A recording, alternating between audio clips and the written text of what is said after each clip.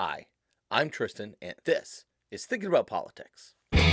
So today, we wanted to talk about the January 6 hearings that Congress has just got underway. It's going to be an interesting watch. And we're really not here to say, like, I told you so, but longtime viewers of this channel kind of like have a preview of a lot of the information that they're going over right now. One of the points we wanted to zero in on after these 2 days of hearings is this idea, and that is Republicans, Donald Trump was lying to his supporters, lying to the American people when he said that there was voter fraud. Not only did he know that there was no voter fraud, but the folks around him who were advising him all told him there was no fraud as well. The claims about voting machines being hacked or people from China somehow manipulating the results or like suitcases of ballots being stuffed into voting machines are just all nonsense. It was all a bunch of bullplop. And folks who were paying attention from the beginning already knew this. And, like, I know there are a bunch of Trump supporters who end up watching these videos, and there are really two data points I really want you to focus in on here. One is this: Bill Barr. Bill Barr is the guy who made the Russia investigation go away.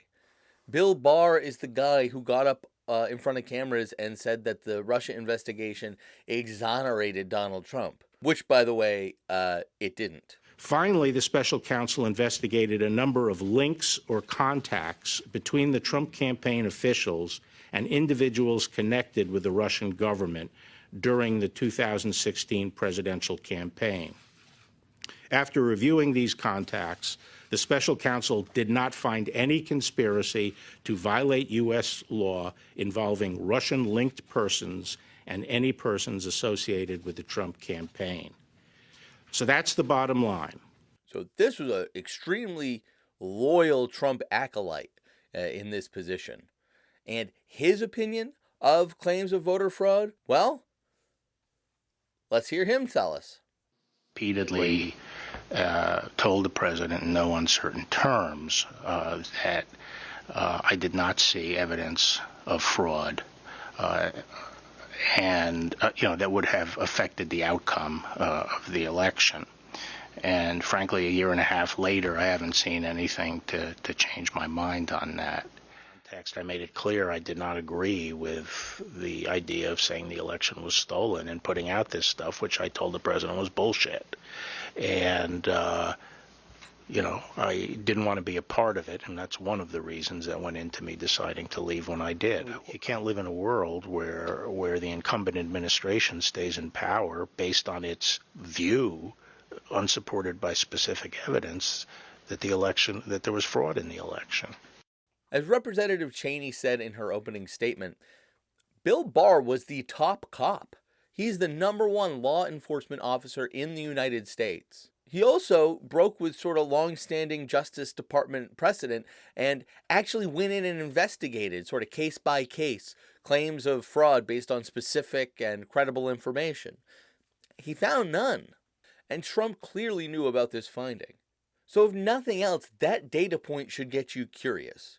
And before you say, like, oh, but maybe nobody, like, believed Attorney General Barr, Donald Trump's own daughter, like, believed Barr over the claims that Trump was spouting. I saw absolutely zero basis for the allegations, but they were made in such a sensational way that they obviously were influencing a lot of people, members of the public, that there was this systemic corruption in the system and that their votes didn't count and that these machines controlled by somebody else were actually determining it, which was complete nonsense. And it was being laid out there. And I told them that it was crazy stuff and they were wasting their time on that. How did that affect your perspective about the election when Attorney General Barr made that statement? It affected my perspective. I respect Attorney General Barr. So I accepted what he was saying. So look, anybody who has lived through the Trump presidency knows that Donald Trump has a very close relationship with his daughter. And for those who have not, let me just put it this way, it got weird sometimes. weird. But even she said, no, she did not believe these claims. So, look, we've been covering this extensively. The video we have with the most views is the one where we went and read one of the legitimate audit reports from Arizona. In fact, we ended up reading like 3 audit reports, I think, through the Arizona election, just to compare them all. The truth has been on the table the entire time. And the issue is that Donald Trump is lying to Republicans. That's only part of the issue. See, there are people out there telling the truth. There are folks out there who are reading what's really going on and giving you good information, but Republicans just don't want to accept it. They'd much rather believe the lies of Donald Trump. They'd rather believe that the half of the country that disagrees with them on political issues is so morally corrupt and bankrupt that they would lie to steal an election. They'd rather believe that than believe that like a small number of authoritarian billionaires would want to take over. And it's just, if you're going to believe billionaires over regular people telling you what's up, right? Even if you disagree with them, I mean, shame on you. That's part of it. Shame on you. But for those who are really taken with Donald Trump's lies here, I mean, what are you going to do about it? Are you going to continue to swallow the bull that this man is shoveling at you?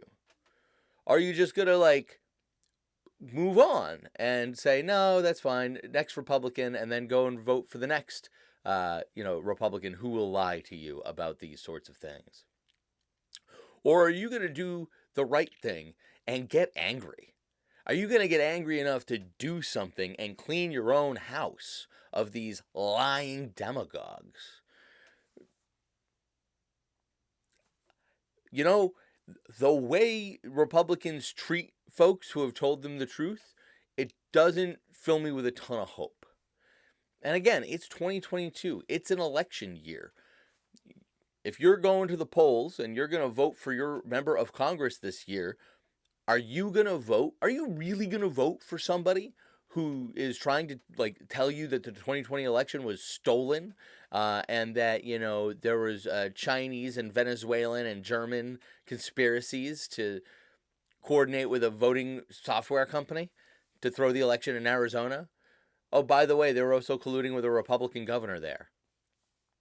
It's preposterous.